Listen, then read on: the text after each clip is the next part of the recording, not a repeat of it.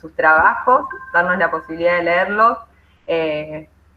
Es sumamente enriquecedor. Ahora ustedes nos irán comentando cómo fue un poco ese proceso. Hay un montón de temas, hay, bueno, cuestiones muy interesantes. Nosotros con Miro lo que hicimos, como les comentamos vía mail, es intentar de hacer las devoluciones en conjunto, como para que tengan una corrección más general, más amplia, como de distintas perspectivas.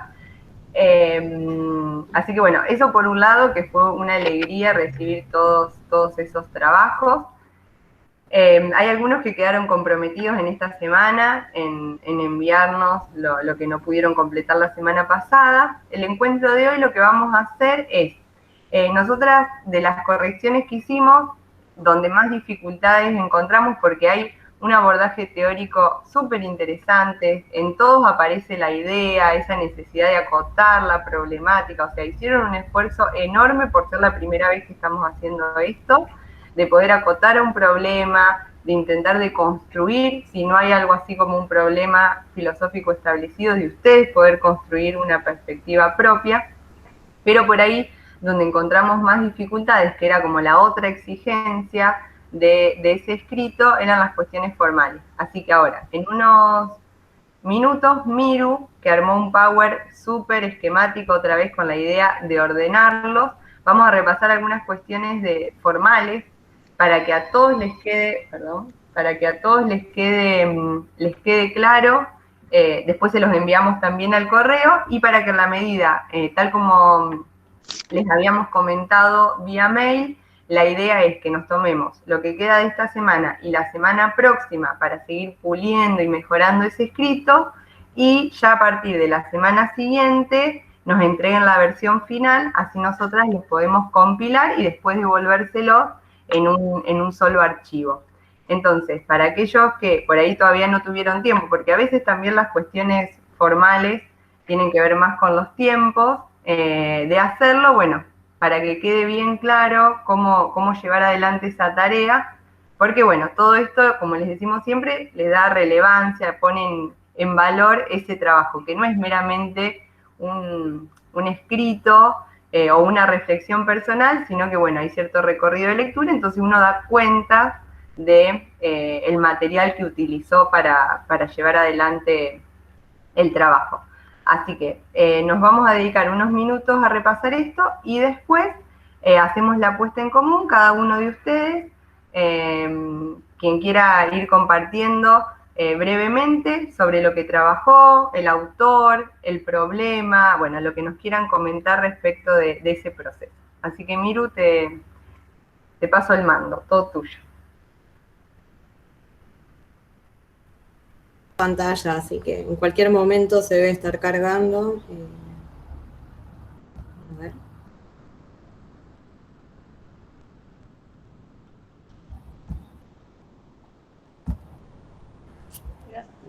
Ahí está. Ahí ¿Se va. cargó? Sí, ahí va. Bueno, esto es un visual para tener en cuenta las normas APA, porque si bien tiene muchas sutilezas, es en líneas generales lo que vamos a ver. Por ejemplo, cuando se cita en el cuerpo del texto que no está destacado, tienen que ser citas hasta 40 palabras. Que eso lo pueden estar, las pueden contar si se seleccionan la cita y el contador del Word les va a decir cuántas palabras hay, y si no, a modo de ojo, generalmente son 3 renglones. Miru, Cuando no te son está viendo la diapositiva con el Ahí ejemplo. está. Ahora sí, así te Bueno, siguen. ahora retomamos entonces las citas hasta 40 palabras. Acá está resaltada en color gris, es una cita que debe tener unas 40 palabras o menos, y lo que se hace en estas citas es poner entre comillas la cita textual dentro del cuerpo de texto, y entre paréntesis se pone el apellido del autor, una coma, el año de publicación de la obra, una coma, la P en minúscula de página, punto, y el número de página. Cuando son más de una página, la referencia, que puede ser que una cita empiece en la página número 5 y continúe en la página número 6, lo que se pone es pp. Y el intervalo de páginas. Lo que nunca se hace en normas APAS es usar la letra cursiva o itálica para este tipo de citas. ¿Vamos bien por ahí?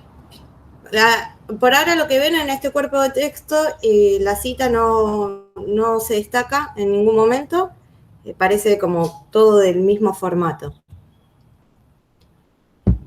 Acá también tenemos citas que son cortas, hasta 40 palabras, pero diferentes. Por ejemplo, en el primer caso, de arriba, lo que hay es nombrado el autor y en la oración luego se cita reconstrucción de los compromisos del grupo. Como el autor está, esto también es cuestión de práctica, pero bueno, lo pongo, pero como el autor ya está nombrado en la primera oración, también la opción puede ser no nombrarlo, porque ya está en el cuerpo de texto, y entre paréntesis solamente se pone el año, coma y el número de página.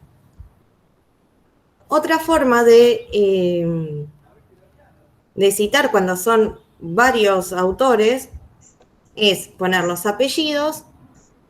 Se puede poner el apellido de un autor y el apellido del otro, el año de publicación y las páginas. Esto sigue siempre igual. En el cuerpo de texto, la referencia bibliográfica. Cuando hablamos de algo que leímos, que puede ser el famoso parafraseo, o hacemos mención a alguna obra en particular, lo que hacemos es poner el apellido y el año. Y acá puse las páginas, pero no va a las páginas. Es el apellido y el año, nada más entre paréntesis. Puede ir así, al final de una oración. Entonces, el que va leyendo va a deducir de que lo último que dije lo saqué de tal autor y de tal obra. Pero no lo copié y pegué, no hice plagio, sino que estoy comentando a raíz de una fuente que tengo. También lo que se puede hacer es usarlo de otra forma. Decir, nombrar al autor y entre paréntesis el año de la publicación de la obra, como para hacer referencia puntualmente dónde ese autor va a decir tal cosa o se refiere a tal otra. ¿Vamos bien por acá? No los veo, así que estoy a ciegas. Pero bueno, sigo. Si el silencio me da para seguir. Bueno, ¿y qué pasa? Que estas a lo mejor son las más difíciles de editar. En el cuerpo de texto con citas con más de 40 palabras van por fuera del cuerpo de texto, van destacadas. Por ejemplo, en la cita de arriba lo que vemos es que hay una cita que tiene más de 40 palabras, no lleva comillas, la forma de referencia es la misma, el apellido, el año de publicación y la página, pero lo que hay es un destacado del texto. Si ven, está como más corto. Y no sé si llegan a ver el cursor que estoy señalando, o no, eso no sé. Sí, sí se ve. Pero comparte con la misma línea con la primera sangría de los párrafos. Eso también es un indicador para hacerlo. Generalmente se mantiene el mismo tamaño de letra, o si no se puede hacer, como en el ejemplo de abajo, que es un tamaño de letra más chico y el interlineado también es más chico, como para destacar. Pero bueno, eso depende de cada autor, también depende de las líneas editoriales. ¿Vamos bien ahí? Y esto es para la bibliografía. La bibliografía se ordena siempre alfabéticamente. Se pone el apellido, puede ser, acá está en mayúsculas, pero en algunos casos también se utiliza solamente la mayúscula de la letra primera y después el resto del apellido en minúscula.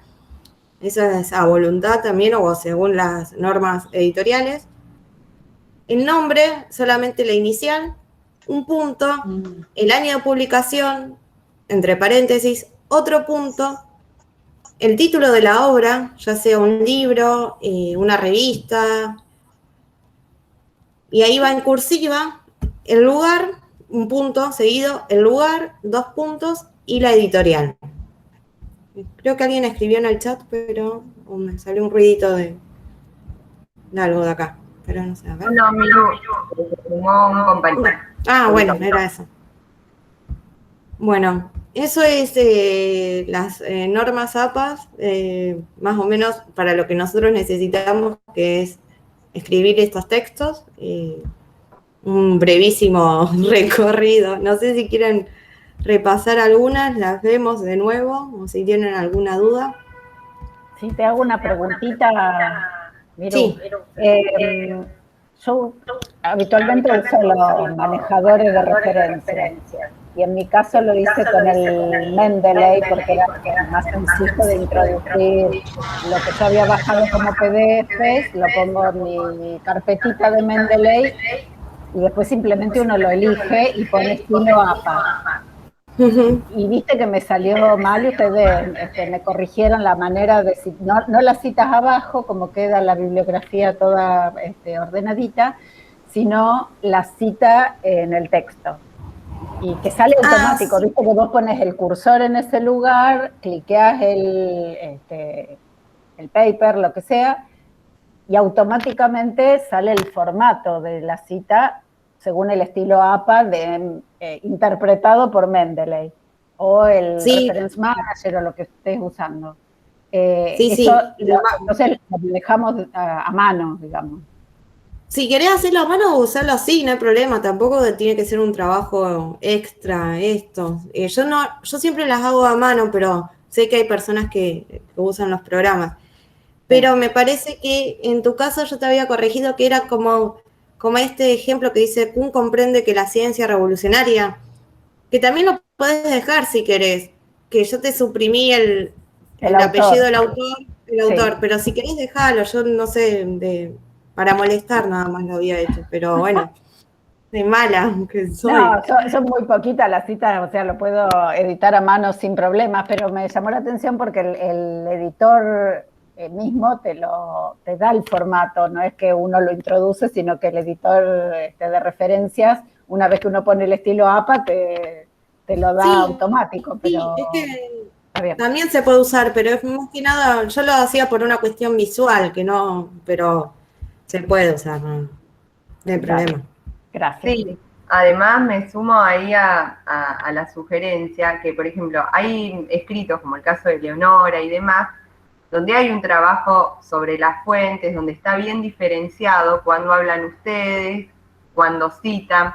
Estas correcciones tienen más que ver con aquellos escritos donde nos encontramos con textos como un solo bloque, digamos, donde no hay discriminación entre introducción, desarrollo, reflexiones finales, donde no hay distinción entre cuando reflexionan o se interpelan ustedes y alguna idea o cita que extraen de algún texto que se nota. Por ejemplo, con Miru notábamos que hay cosas que son de las fuentes, digamos, y que a la hora de leerlo parece que fueran opiniones personales. Entonces, el ejercicio de las normas está bueno para poder diferenciar, ¿no? Cuando hablan ustedes de cuando extraen una idea o una cita que es pertinente para esa reflexión. Ordena. Es un trabajo molesto, pero ordena el escrito. Por sintético que sea, nos ayuda por eso digo, a darle mayor relevancia académica y al mismo tiempo ordena esa redacción.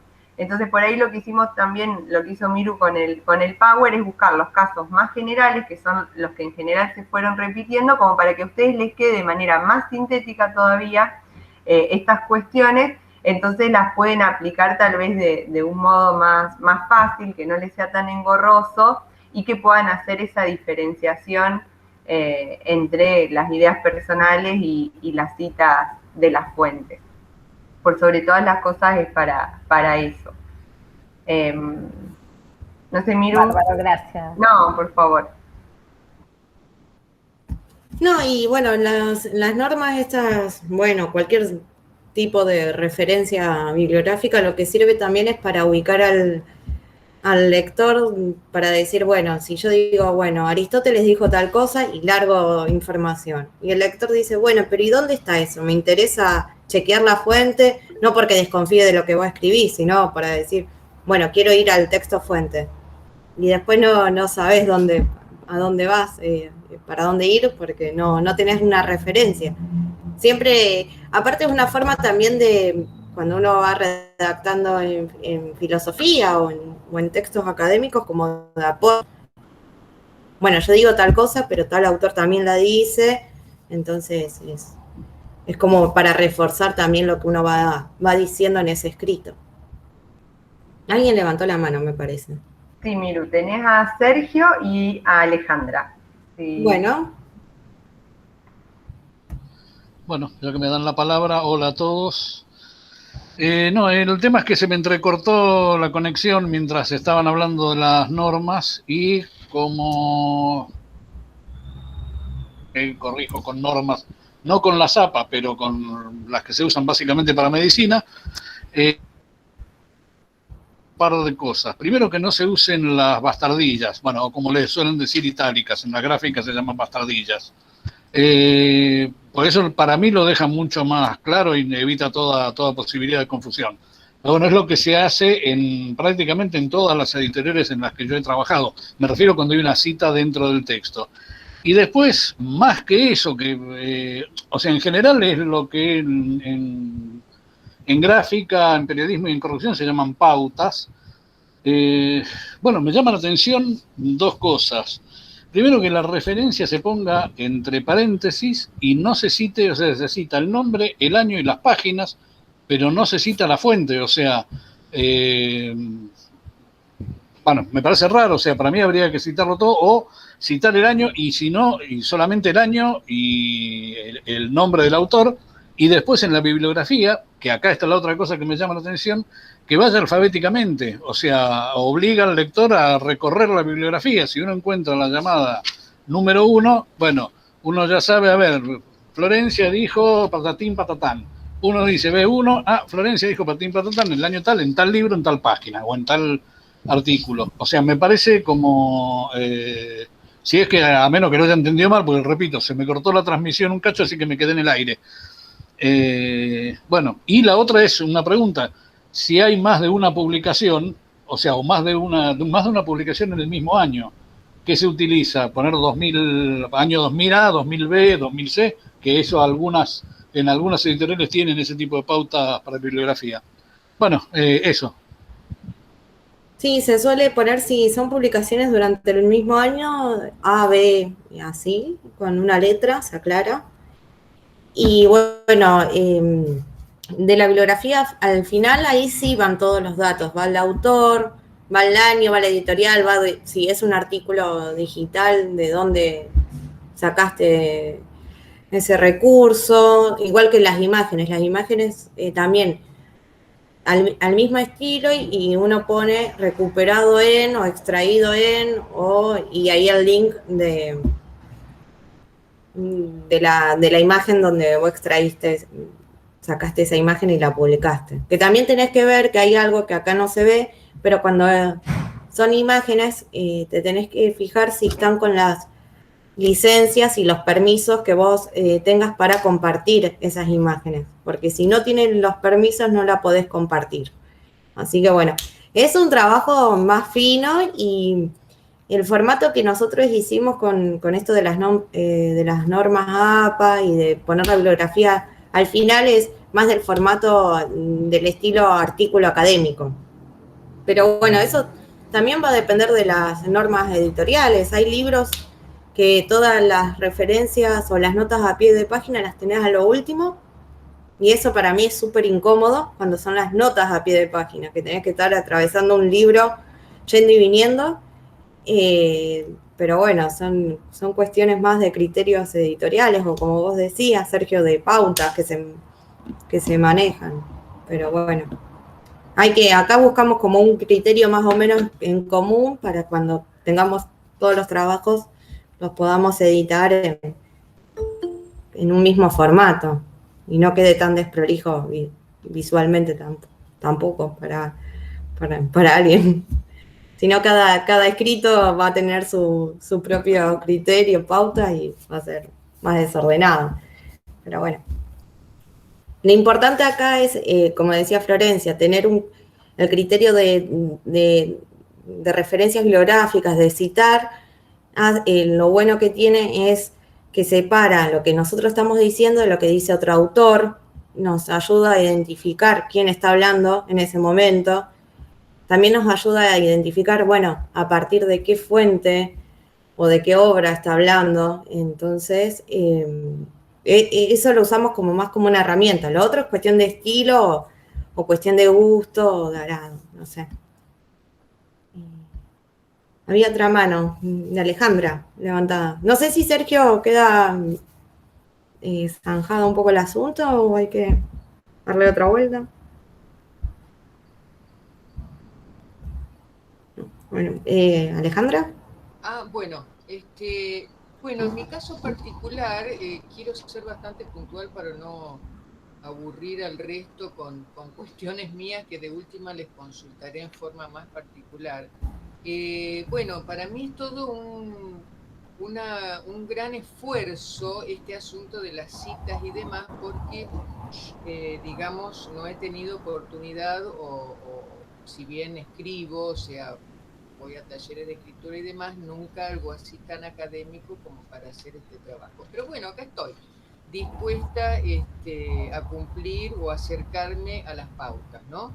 En mi caso particular, dada el formato o las fuentes donde yo trabajé, que fueron un artículo de un investigador del CONICET respecto de Albert Camus, y el sitio de Facebook que yo usé previa consulta para, digamos, un poco cerrar el circuito de lo que quería presentar. Entonces, ¿qué es lo que sucede? En el caso del artículo del investigador, donde yo extraje todo lo que tiene que ver con el pensamiento de Camus y, bueno, todo lo que yo fui citando respecto del autor, en base a las 3 preguntas con las cuales planteo, digamos, el inicio del texto, el mismo investigador pone en su texto las citas que ustedes refieren, o sea, el apellido del autor, el año, la página, y en el caso, bueno, él está escribiendo en una revista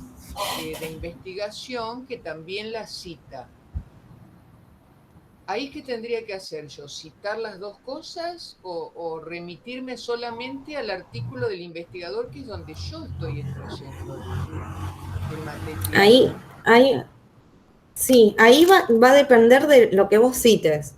Si vos citas palabras del artículo del investigador, claro, tendría ponés que el poner... investigador.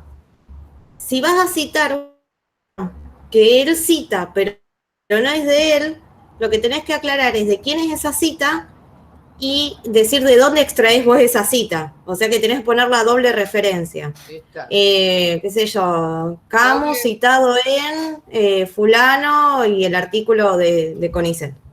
Bueno, o sea, porque yo citaba solamente al autor, o sea, obviaba lo del investigador. Pero bueno, lo del investigador, entonces ahí te queda solamente el investigador. Lo otro que podés hacer es que si es una cita que vos encontrás, por ejemplo, de Camus en el artículo del investigador, pero vos tenés la obra de Camus, vas a la obra de Camus, te fijás dónde está la cita y la citás. Es válido, eso sería lo válido. Sí. Bueno, y en el caso del sitio de Facebook, porque hay justamente el cierre del artículo es con un texto que excede bastante las 40 palabras, que es del autor, o sea, del autor del sitio de Facebook, o sea, el que asume toda la responsabilidad de lo que postea en ese lugar,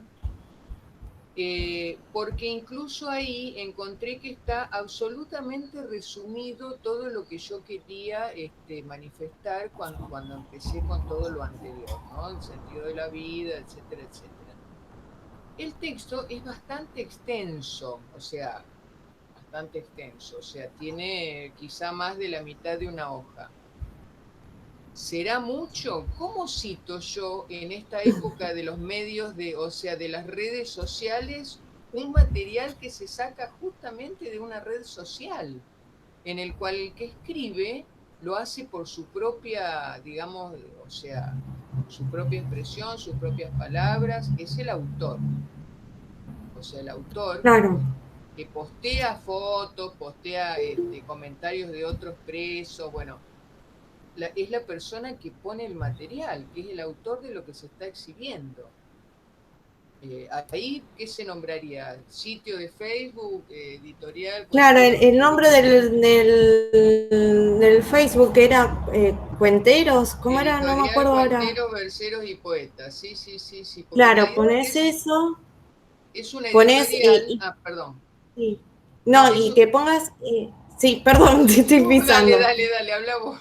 No, Quería pones el sitio, sí, el sitio, el nombre del sitio del Facebook y pones la fecha exacta de la publicación. Ajá, De claro. ahí. Y si querés en una nota a pie de página, copias y pegas el link, porque esa publicación tiene un link. Entonces, si querés, podés hacer eso, como más referencia todavía.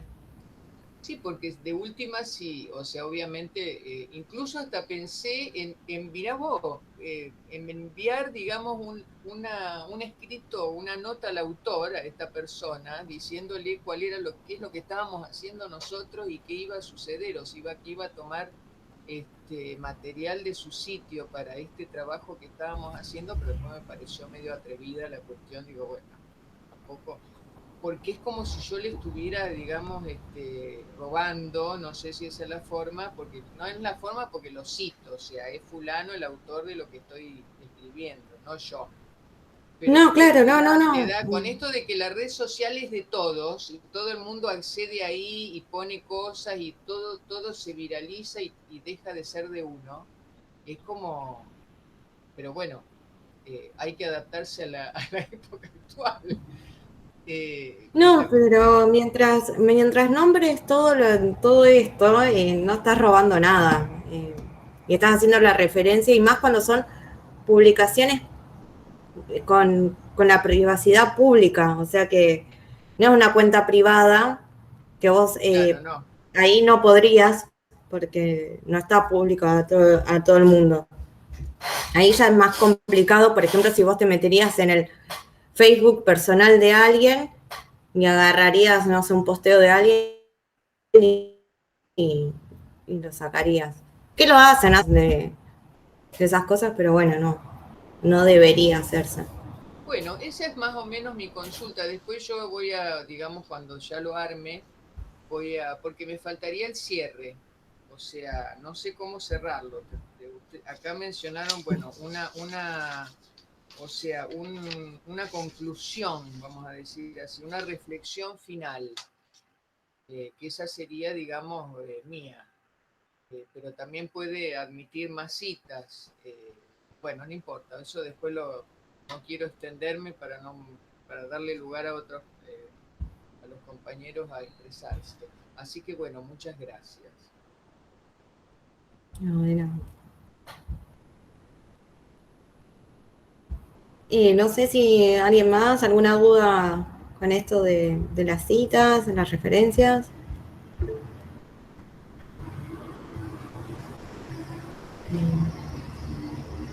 ¿Nadie? Bueno, entonces continuamos con la segunda parte. Flor, ¿te parece? Ah, no, ahí está, no, todo levantó la mano. Bueno, estoy con ustedes. Yo creo que uno de los problemas que yo puedo comentar antes de someterme a la referencia de ustedes es lo rápido que hubo que concluir este trabajo. Es decir, hubo una urgencia, probablemente exagerada por mí mismo, porque era un tema que yo les dije a ustedes, a todos los compañeros, que mientras estaban proponiéndolo, yo sabía cuál era el tema. ¿Por qué? Porque es el tema que me ha acompañado toda la vida y me sigue acompañando. De manera tal que es un tema en que la bibliografía que yo pongo allí no está detallada como corresponde, obviamente, ¿no es cierto? Todo lo que ha dicho Mayra y Alejandra ha coincidido, tiene que ver, bueno, con darle una mano al que está mirando eso, que sepa dónde ir a ver si lo que yo digo es cierto, o a lo mejor interesarse por el tema que yo estoy mencionando. Eso con respecto a la bibliografía. Esa bibliografía está puesta allí simplemente como respaldo de lo que yo trato de exponer, ¿no es cierto?, en el trabajo, y que es una exposición que está dirigida a mucha gente, y que en consecuencia me ha obligado a mí a considerar esa situación.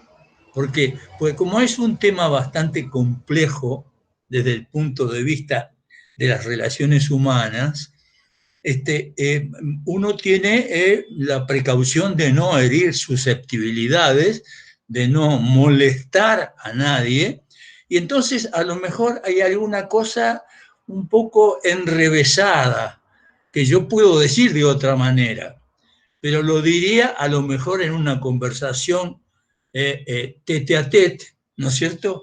Y no para un grupo al que yo quiero llegar diciéndoles, miren, yo pienso de esta manera, ¿no es cierto? Y se los cuento a ustedes de esta forma, para que me conozcan. A mí me pareció fantástico esta idea porque es una manera de conocernos un poco mejor entre nosotros. Acuérdense que esta fue la idea de formar un grupo, ¿no es cierto? Un grupo para estar en conexión más seguido. Encima nos cae la pandemia encima, y cuando estábamos tratando de acercarnos, nos tuvimos que alejar. Es toda una paradoja. Bueno, perdón. Hola.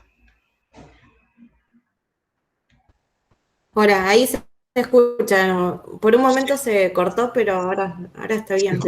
Se cortó la imagen. Yo no tengo imagen.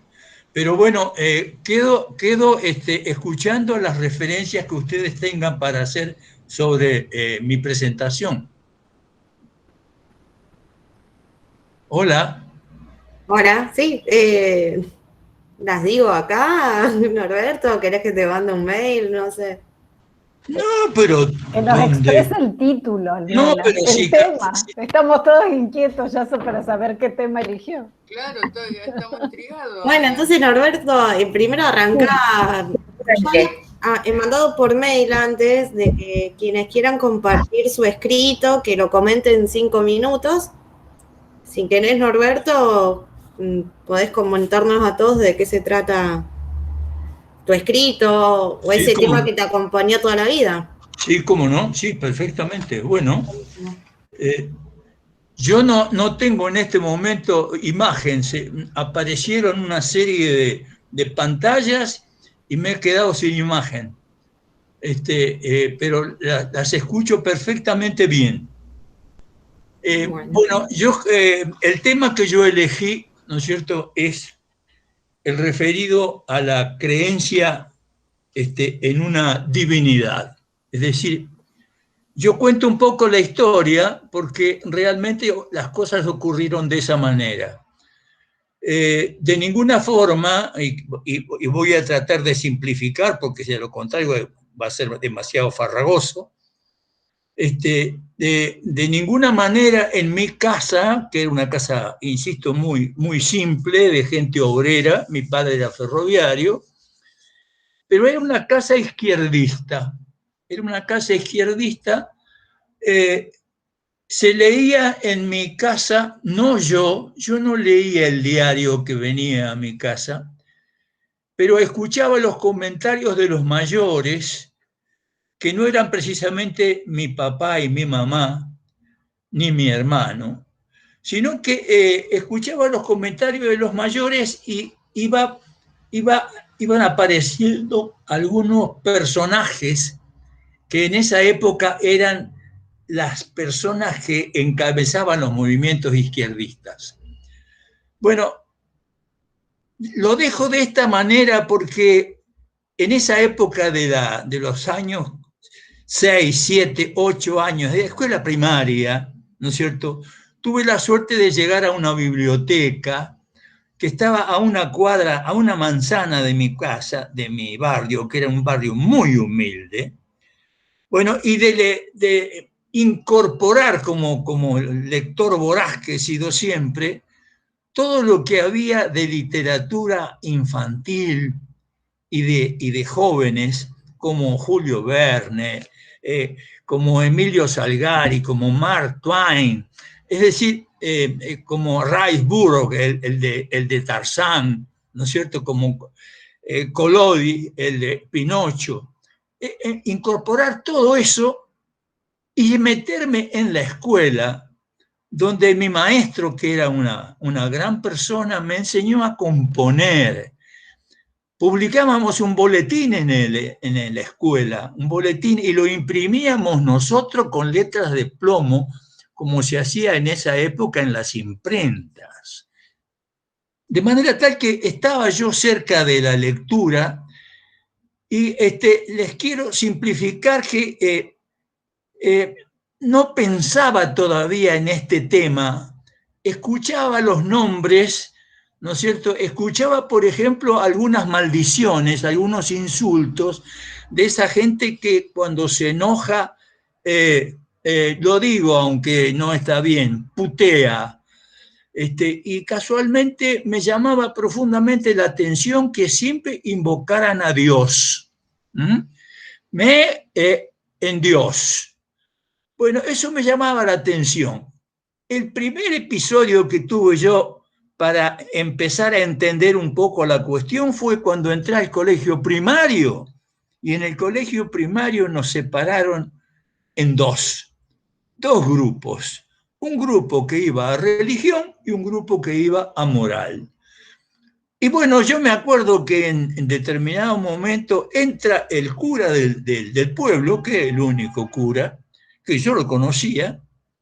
Me llamó la atención en el colegio su vestimenta negra, y nos dice el celador, bueno, los que van a moral se vienen conmigo, los que están en religión se quedan acá. Salimos de allí y fuimos a moral. Bueno, las clases de moral eran simplemente clases en manos de alguien improvisado que en fin, perdíamos un poco el tiempo y bueno, hay algunas cosas leíamos de vez en cuando.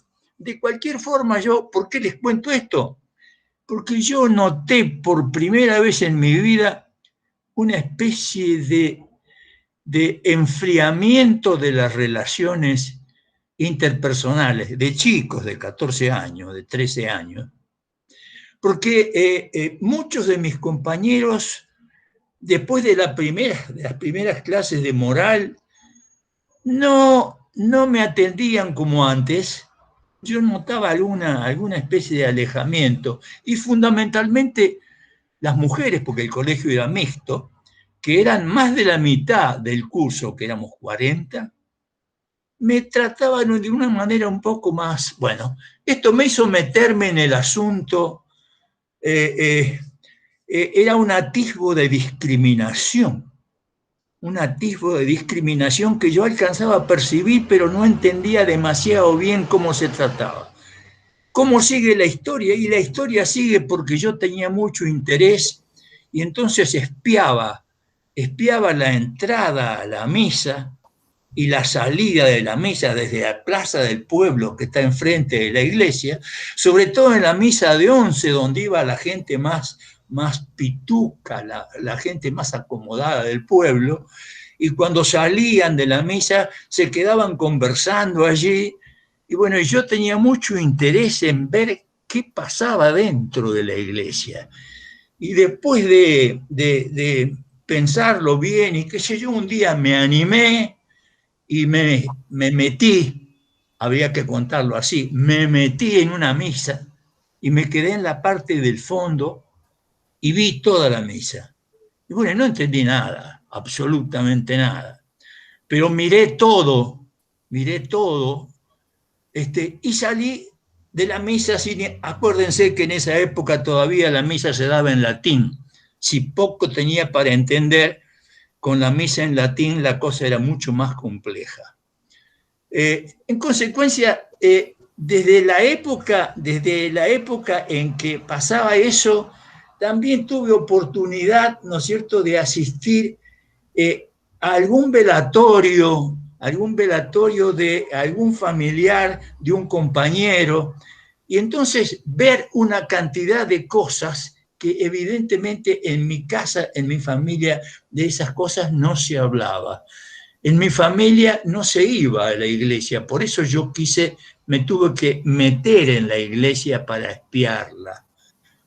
Bueno, y de toda la vida, ¿no es cierto?, he pensado siempre, ¿no es cierto?, en la teoría de la evolución. Es decir, he sido un partidario desde que terminé el colegio secundario, ingresé a la universidad, he sido un asombroso admirador de la teoría de la evolución de Darwin. Y en consecuencia, lo difícil del asunto es que aquel atisbo de, ¿no es cierto?, de discriminación que yo noté allá en el primer año del secundario, es una cuestión bastante frecuente en la sociedad, en nuestra sociedad, y sobre todo en ciertos ambientes. Por eso yo les decía que, con el ánimo de no molestar a nadie, yo he tratado de comentarles a ustedes que soy, ¿no es cierto?, un admirador de la doctrina de la evolución, la doctrina de Darwin, que soy un creyente de la ciencia, porque la ciencia es fundamentalmente algo que no es perfecto y que se puede discutir, y que se discute, y mientras se discute se perfecciona. Soy un admirador de ese tipo de cosas. Con respecto a la fe, bueno, la fe no se discute. En mi casa jamás se habló mal de la iglesia, y yo jamás trato de hablar por todos los medios de no hablar mal de la iglesia. Que yo no crea en la religión, que yo no sea religioso, no tiene nada que ver con eso. Yo no hablo mal de la iglesia, simplemente no soy religioso. Pero tampoco soy ateo, porque la palabra ateo es compuesta, tiene una A ahí que es negativa, y teo, por supuesto, que es Dios. Y yo no estoy discutiendo la existencia de Dios, porque evidentemente no estoy en condiciones de hacerlo, ni se me ocurra hacerlo. Tampoco soy un agnóstico. Los agnósticos son aquellos que no es que no crean, sino que discuten la manera intelectual de poder llegar a la concepción divina. Yo simplemente soy un personaje que... ¿Hola? ¿Hola? ¿Hola? Sí, aquí estamos. Sí. Se cortó, ¿no? No. ¿Hola? No, te escuchamos bien. Yo te escucho y te veo simplemente bien. Soy un admirador de la teoría de la evolución. Y entonces no acepto que alguien me diga, vos sos no crees. No, yo creo, sí, yo creo. Yo creo en la amistad, creo en la solidaridad, creo en la equidad, creo en la igualdad, creo en todas las cosas que hacen que una sociedad funcione de manera democrática. De manera tal que eso es lo que yo quería, y lo he tratado de simplificar lo más que pueda. Disculpen ustedes la perorata, pero bueno, era hasta ahí, hasta donde yo puedo comentarles para no cansarlos. Espero ahora los comentarios de ustedes.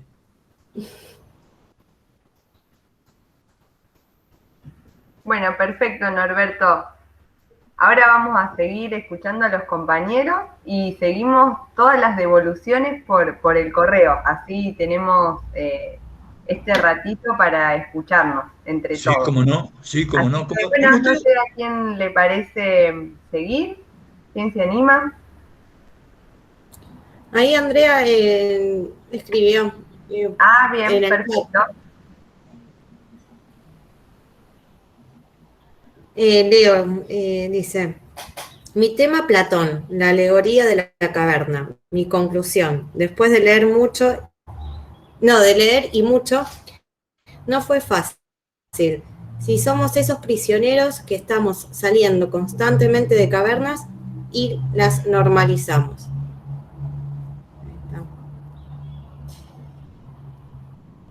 Ese sería el trabajo de Andrea. Como una tensión entre estar en esas cavernas y la propia normalización de eso. Y si uno puede salir también. No sé si alguien por chat o hablado quiere compartir o comentar de qué se trata su escrito.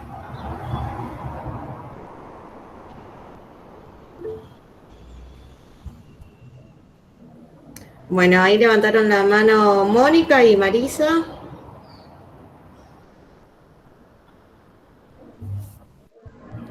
¿Puedo empezar? Bueno, sí. Bueno, no sé, avísenme si me paso de los 5 minutos. El tema, el tema Ay, que yo, comenzás ahora. bueno, el tema que elegí, bueno, tiene que ver con un autor que una compañera citó, que es Albert Camus, lo digo así castellanizado. Cuando trabajamos en clase el año pasado y vimos las 3 etapas del existencialismo, tanto el texto, el mito de Sísifo, como el hombre rebelde, despertaron un gran interés en mí porque apuntaba de algún modo al sentido de la vida. Y voy a ser breve como para dar una explicación. El compañero explicó por qué eligió determinado tema. En mi caso particular, yo he trabajado durante 35 años en la docencia y yo sentía que esa tarea era mi misión y era una misión que le daba sentido a mi vida. Cuando me jubilé, surge en ese momento la pregunta, ¿y ahora cuál es el sentido? Por eso elegí el tema y el trabajo tiene como título El sentido de la vida. Traté de ver la postura del filósofo, pero al mismo tiempo poder exponer cuál es mi pensamiento al respecto. En el trabajo yo tomé como punto de partida una frase textual que dice: juzgar si la vida vale o no vale la pena de vivirla es responder a la pregunta fundamental de la filosofía. Esto lo dice Albert Camus.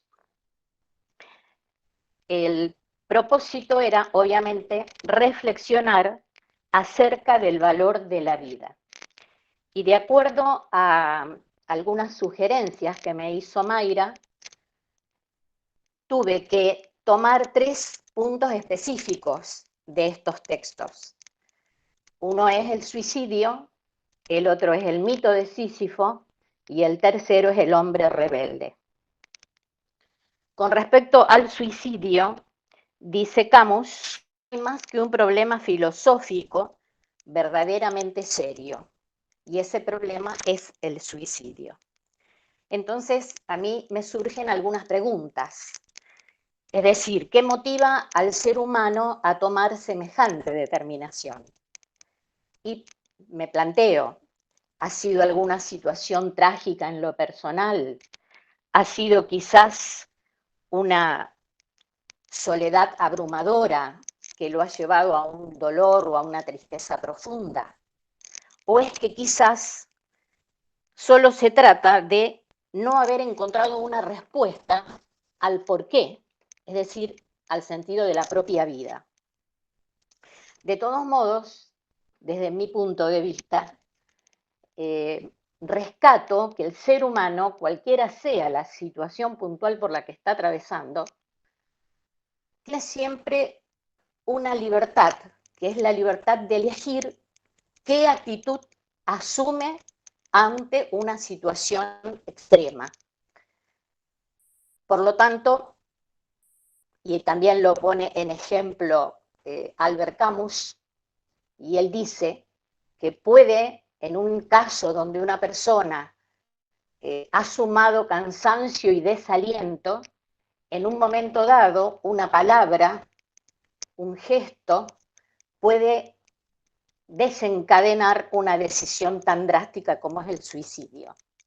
Y yo pienso, por otra parte, que también, así como puede haber alguna situación pequeña, una palabra, algo muy nimio, que desencadene esa decisión, también puede haber algo muy nimio, y a veces puede ser una palabra o una actitud, un gesto, que precisamente rescate a la persona y no la impulse a tomar semejante determinación. Particularmente, creo que la opción del suicidio le niega a la persona, por un lado, la posibilidad de desarrollar la capacidad de resiliencia ante la adversidad, porque obviamente la vida no es un lecho de rosas, es un camino duro, difícil, que hay que transitar, y en cada ser humano está esa capacidad. Y la adversidad probablemente sea un desafío para hacer uso o desarrollar esa capacidad. Al mismo tiempo, pienso que otra opción es sumergirse en la espiritualidad. Aquí yo estoy en otro sitio que no es el de Norberto. Yo soy creyente, pero he tratado de elaborar el trabajo sin darle un tinte, porque soy creyente, pero fundamentalmente abordo la espiritualidad, no necesariamente desde lo religioso, porque considero que el ser humano tiene distintas dimensiones, biológica, psicológica y espiritual.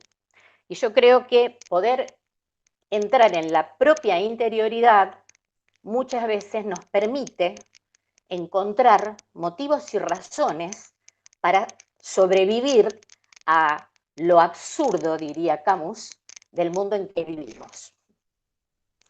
El autor dice en un momento dado que nadie se suicida por reflexión, de ahí que expliqué anteriormente. Ha habido una sumatoria de situaciones o de hechos que en un momento determinado desencadena esa decisión. O sea, no hay una reflexión previa. Dice él, todo vale para precipitar todos los dolores y todos los cansancios todavía en suspenso. Y a veces una pequeña cosa puede provocarlo. Con respecto al mito de Sísifo, bueno, yo particularmente, antes de hablar del mito de Sísifo, como he leído bastante sobre Víctor Frank y la logoterapia, él hace alusión al hecho de por qué en los campos de concentración durante el régimen nazi, siendo que Víctor Frank, psiquiatra, creador de una escuela de psicoterapia, permaneció durante 3 años en un campo de concentración y él observaba que entre aquellos que estaban prisioneros, algunos optaban por el suicidio, arrojándose contra las alambradas electrificadas, y otros no. Y la pregunta era por qué algunos no lo hacían. ¿Qué motivaba a la persona a sostenerse, aun cuando sabía que el destino certero iba a ser la muerte. Entonces él ahí dice que los que tuvieron más posibilidades de sobrevivir fueron los que se aferraron a la esperanza de volver a ver a un ser querido o a una misión que debían cumplir o a una tarea que solo ellos podían realizar. En el caso de Víctor Frank, él había comenzado un manuscrito y su meta era esa, continuarlo, cosa que pudo hacer cuando sale del campo de concentración y luego lo publica. Entonces el punto es ese, o sea, ¿qué me motiva a continuar y de algún modo a valorar la vida, más allá de cualquier circunstancia? Con respecto al mito de Sísifo, y ahí es donde paso a un poco lo del absurdo, que bueno, lo vimos en clase, el castigo que los dioses le imponen a Sísifo de conducir, mejor dicho, de empujar una roca hacia la cima y esa roca vuelve a caer y esto lo hace a repetición eternamente, porque es una condena, un castigo sin fin. Mónica, disculpame, Decime. ya estaríamos Sí. más o menos en el tiempo, porque si no, no nos va a dar el tiempo para escucharnos a todos. Bárbaro. Si podés como ir cerrando la idea, así le damos el paso a los compañeros y todos más o menos intenten, o sea, disculpen que los cortemos, pero por ejemplo, después podemos vía mail, podemos seguir los diálogos, porque si no se nos va mucho tiempo, ya son las 8 menos cuarto, algunos compañeros se están retirando, así que si te parece. Perdón. Dale, sí. No, perfecto, yo me avisarán. Bueno, para cerrar diría que ante el absurdo el hombre tiene dos opciones.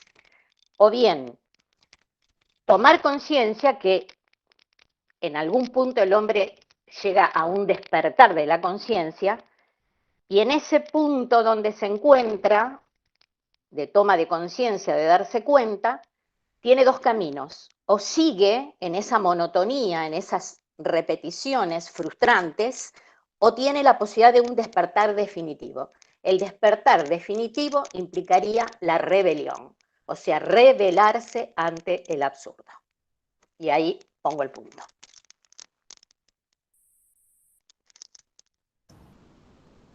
Bueno, genial, Mónica. A ver, seguimos con los otros. Está Marisa y después Roberto.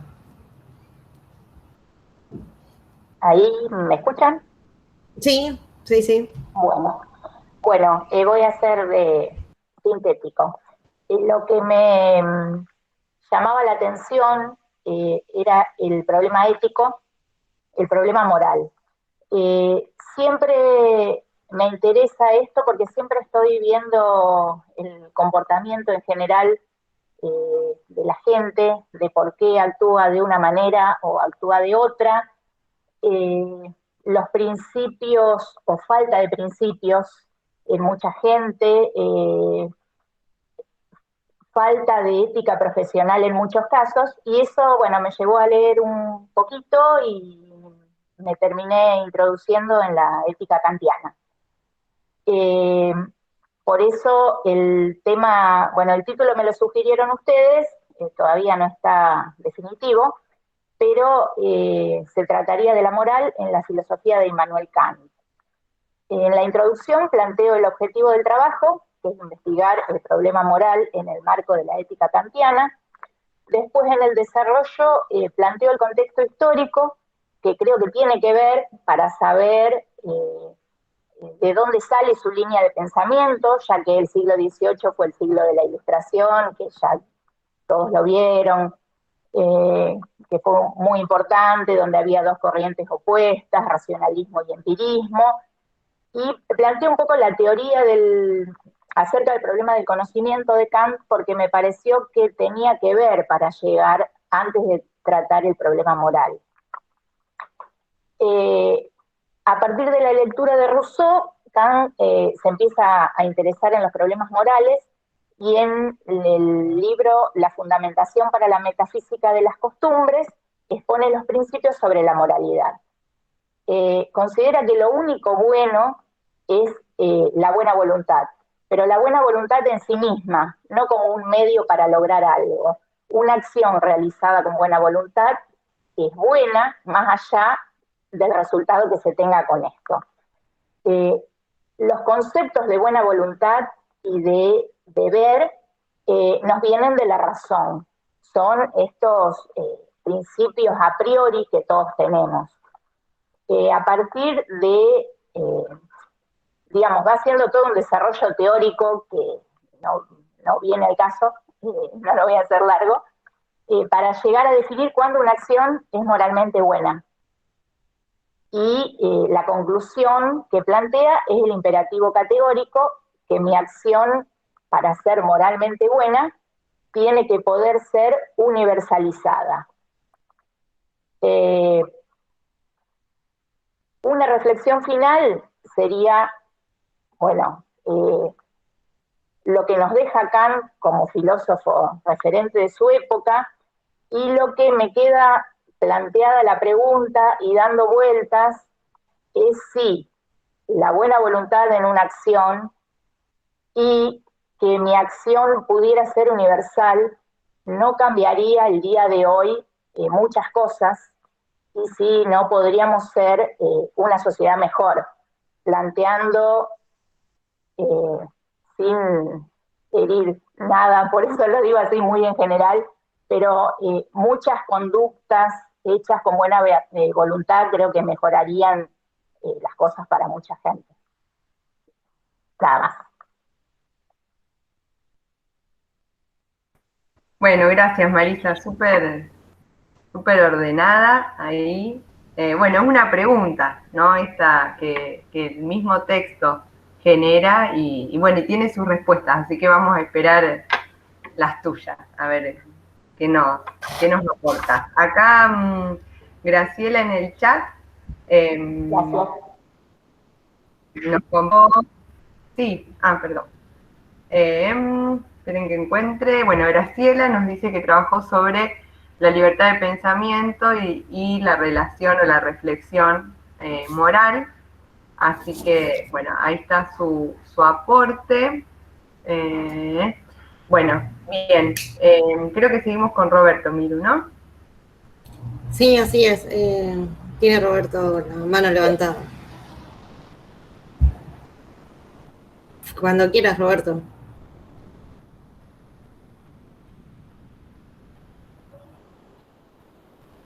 Tener el micrófono silenciado. Así. Ahí está.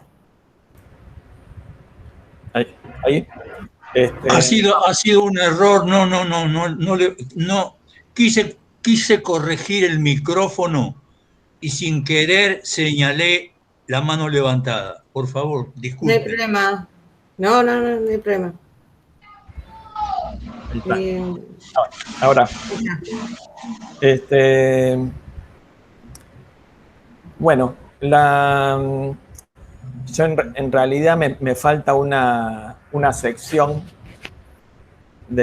para terminar el trabajo, y el título es una indagación sobre el yo.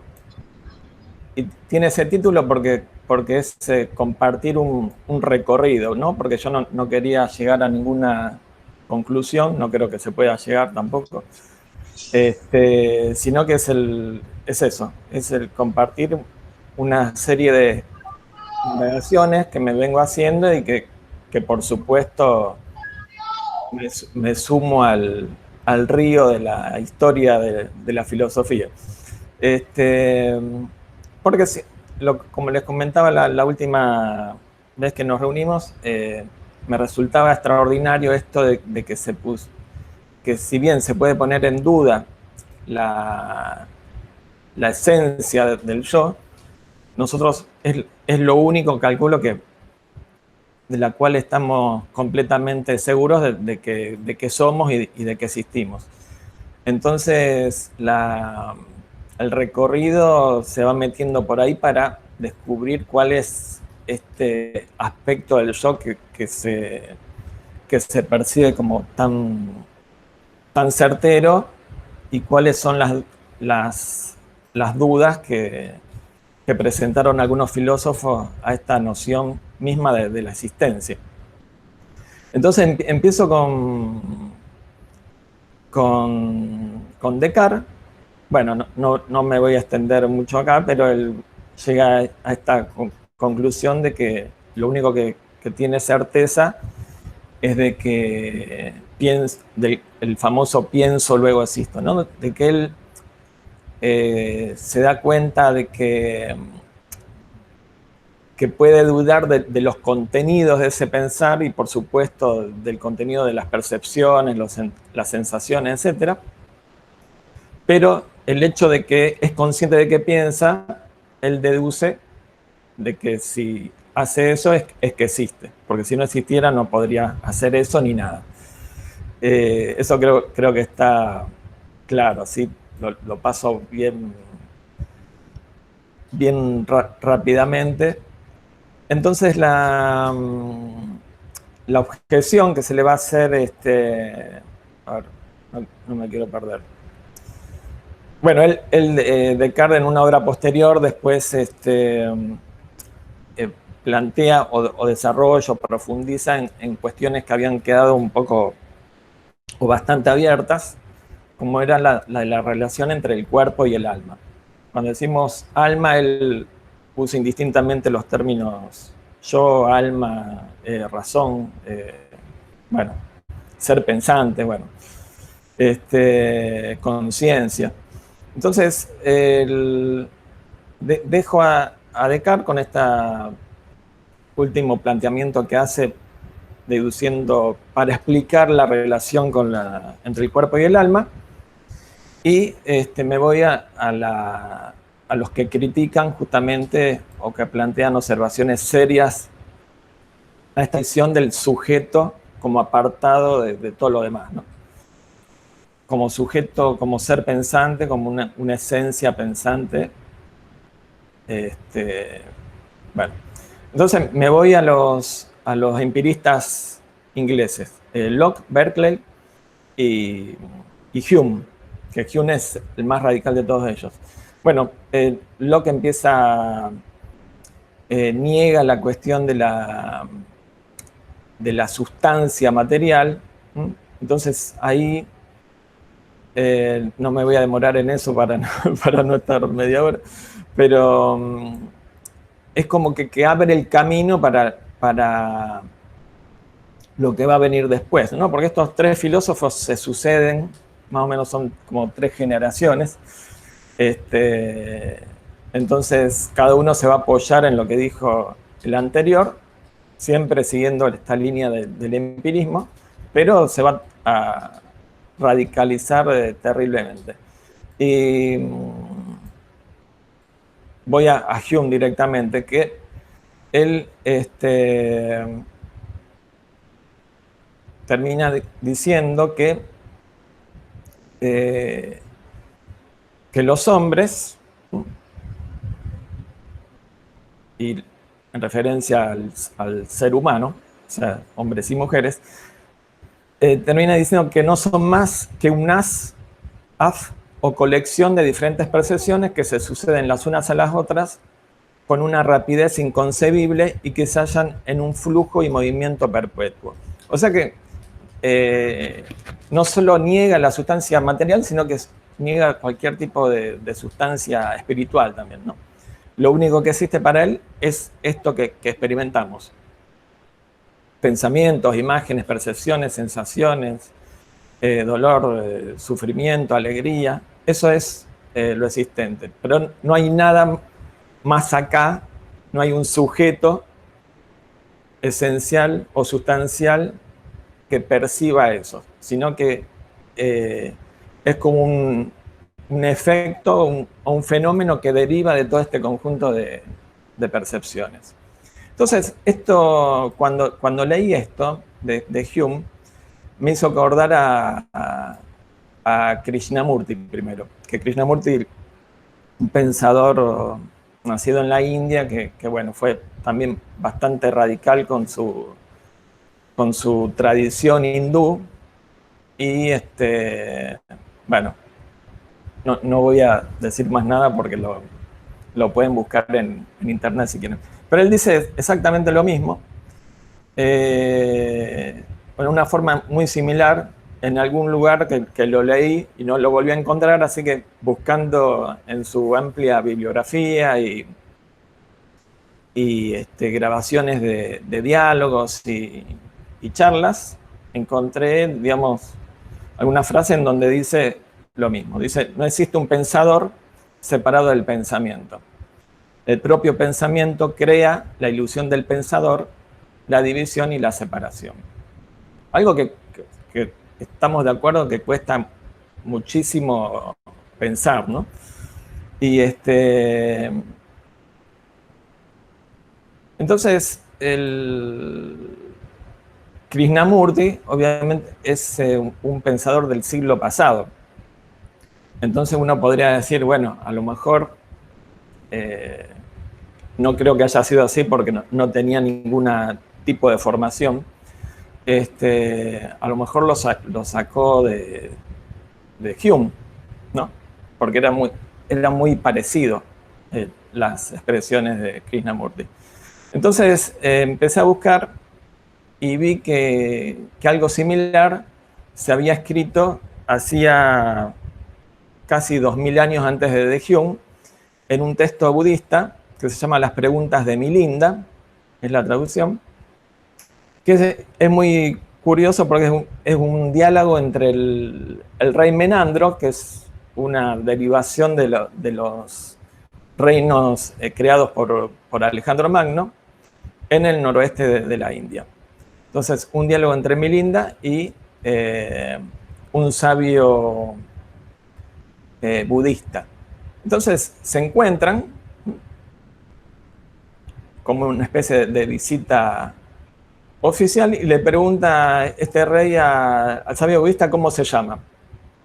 Y bueno, de ahí este sabio le dice que su nombre es solo una palabra, una designación, una convención, un término, un mero nombre, porque no existe ningún individuo sustancial y permanente por detrás del nombre.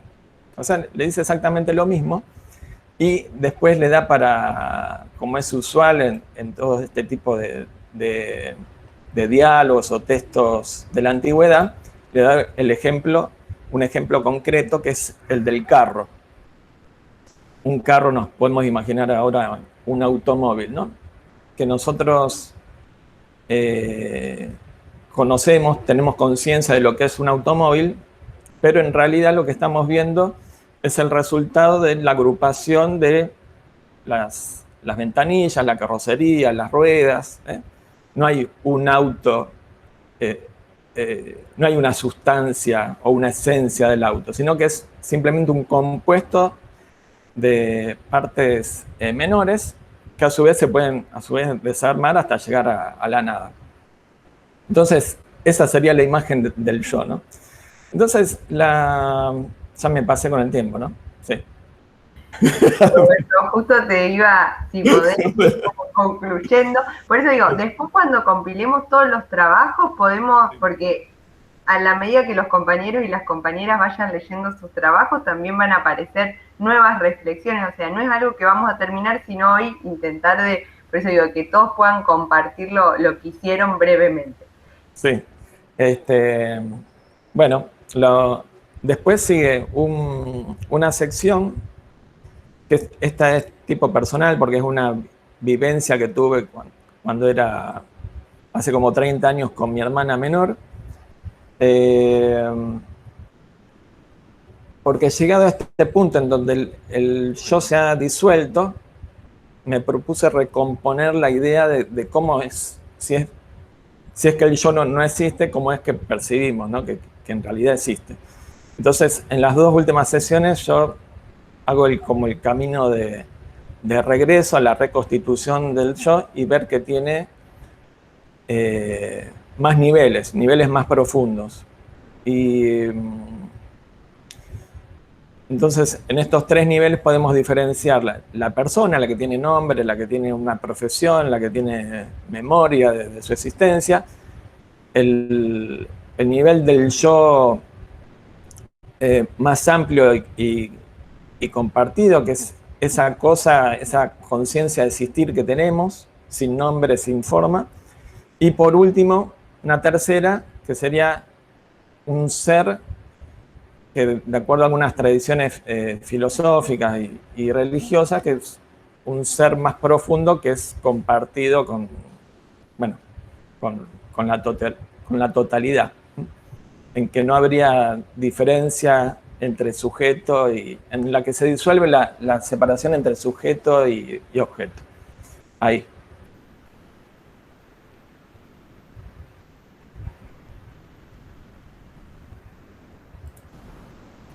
Genial, Roberto, gracias por compartir. ¿Alguien más quiere compartir? Si no, está Eleonora, que escribió en el chat. Les leo más o menos qué dice. Y para no hacerlo largo, lo resumí ahí y listo. Así. Sí, o lo querés leer vos, Eleonora. No, por favor. Bueno.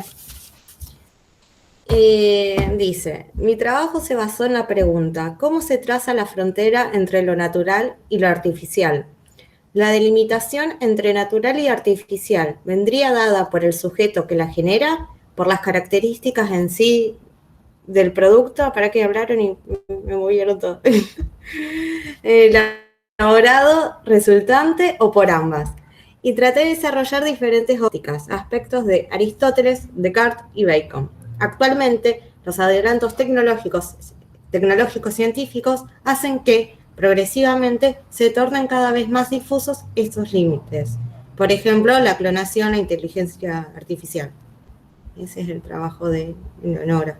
Sí, traté de extraer nada más que la idea. Después el desarrollo total lo vamos a compartir por escrito, así que... Sí, está muy bueno, buen resumen. Cuando uno puede también resumir en pocas palabras lo que hizo o lo que escribió, es porque ya es como que alcanzó ese nivel de claridad. Así que muy bien, Eleonora. El poder de síntesis ahí. Gracias. Sí, está bien. ¿Más quiere compartir o...?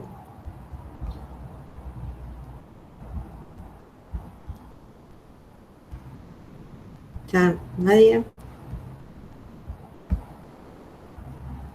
Bueno, ahí Norberto tiene una levantada, pero no sé si otra vez tuvo el mismo inconveniente o le quiero comentar algo.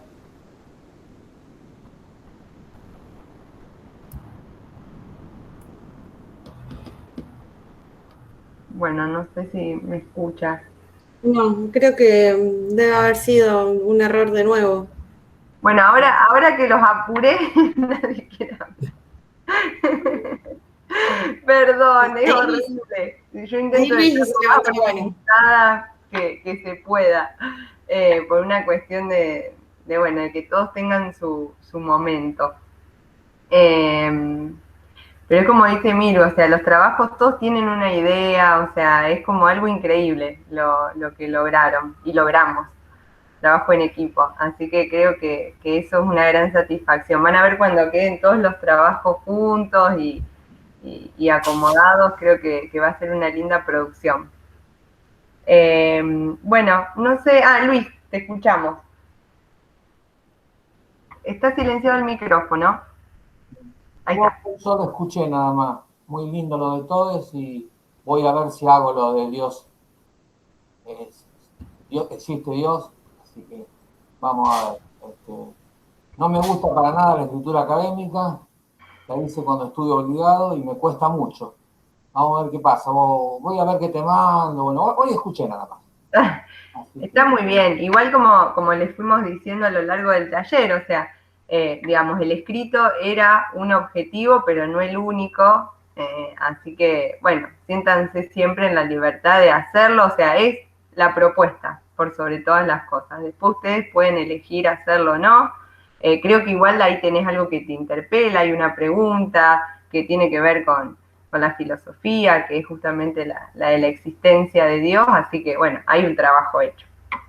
Sí. Y lo escuchaba, por ejemplo, a Norberto, yo vengo al revés, vengo de muy mucha fe de chiquitín, y llegó un quiebre a los 25 años, y me considero un libre pensador, estoy muy relativista, así que lo de Norberto me interesó mucho, y trato a veces de medirme y no ser agresivo con amigues que tengo de mi edad que siguen dentro de la iglesia. Así que yo me he ido, como se fue Leonardo Bosch también, salvando la distancia. Pero son temas que no, muy delicados, que no hay que herir. Y por ahí en las redes, como hay tanta impunidad, es insoportable cómo nos estamos, no digo, cómo se está hiriendo a la gente en todos los temas. Es terrible. Así que hay que tener mucho respeto. La discusión en democracia. Y en las redes realmente no pasa. Y tampoco a veces en ciertos grupos de WhatsApp o algo. Y tal vez sea por la impunidad que se lo puede decir ahí. Así que, pero también me interesó mucho lo de, va todo interesantísimo, pero me interesó mucho también el tema de si vale la pena vivir, bueno, esas cosas, ¿no? Pero se relacionan, ¿no? Vivir, Dios, la esperanza, etcétera. Pero bueno, todos los temas muy, muy interesantes. Algunos me llegan más a mí, por supuesto. Y por eso nombré esas dos cosas.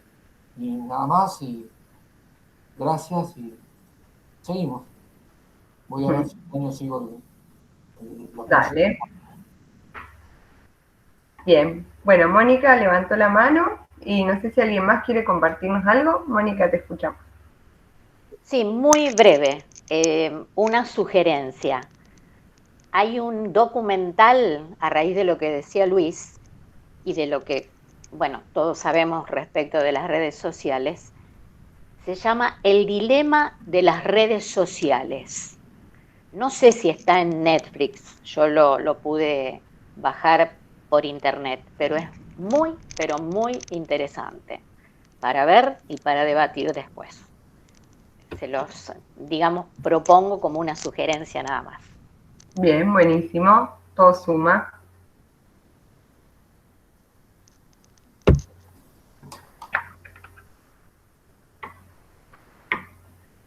Bueno, ¿alguien más?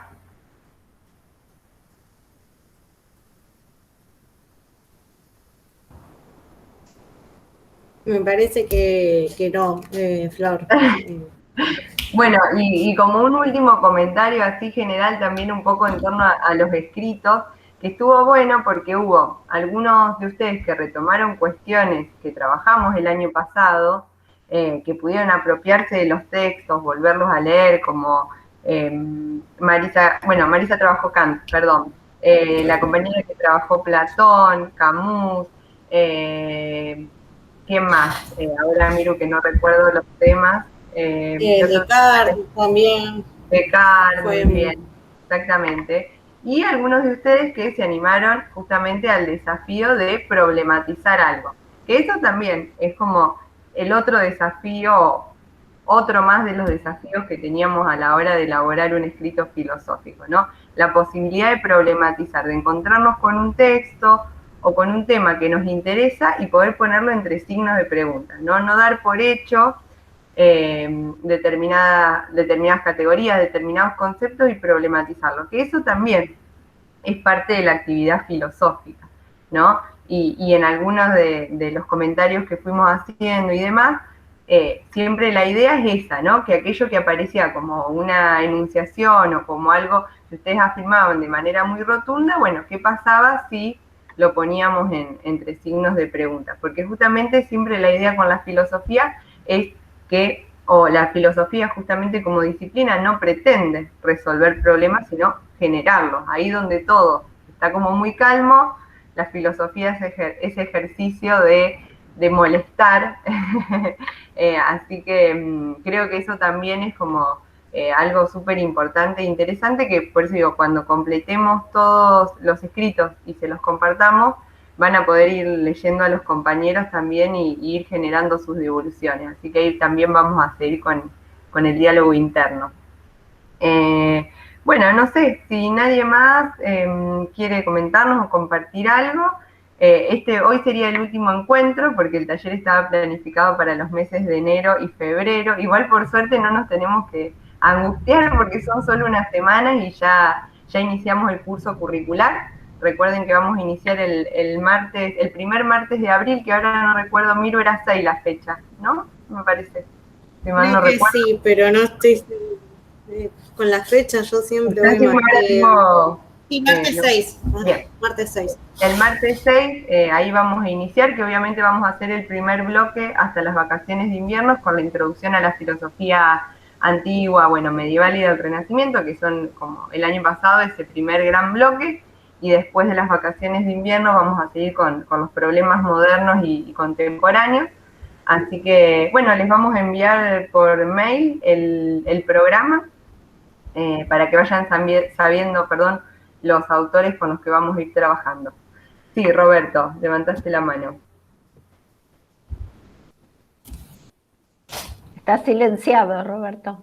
Ah, sí, está silenciado. No, que pregunto, que igualmente se van a tocar otros temas o autores o otros textos. El problema, cuando modifico el altavoz, se levanta la mano. Lamento mucho. No hay problema.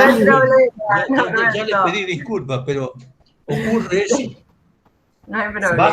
Bajo o subo el volumen y levanto y bajo la mano, así que estoy haciendo ejercicio. Volviendo a Roberto, sí. Aparte que se confunden los dos nombres, me parece. Claro, Roberto, Norberto suena parecido, sí. No, volviendo a tu pregunta. Perdón, no, que desde el lunes próximo ya abre la inscripción. Sí, exactamente. A partir del lunes van a tener la posibilidad de inscribirse vía Guaraní a todos los cursos, que este año hay una oferta, incluso hay cursos nuevos, así que, bueno, van a tener para elegir un montón de áreas.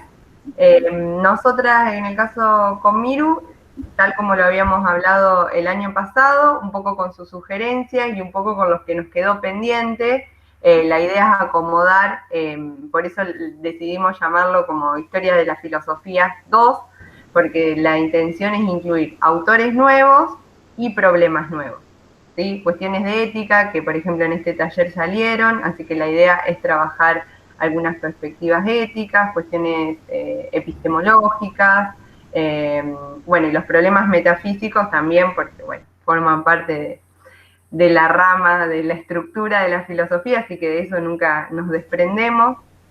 Y también algunos autores, bueno, vamos a trabajar Aristóteles, vamos a trabajar algo de los filósofos helenísticos, helénicos, nunca sé cuál de las dos es, o si son las dos del periodo, bueno, helénico, posterior a Aristóteles, que, bueno, formarían parte de la filosofía antigua, algo más de medieval y de renacimiento también, que es por ahí el área más de Miru, así que, bueno, ese va a ser un poco el recorrido del primer cuatrimestre, que les vamos a mandar bien detallado por mail, los autores y los temas. Así que en el transcurso de marzo se los hacemos llegar. ¿Hay una noción de horario, Flor? La misma,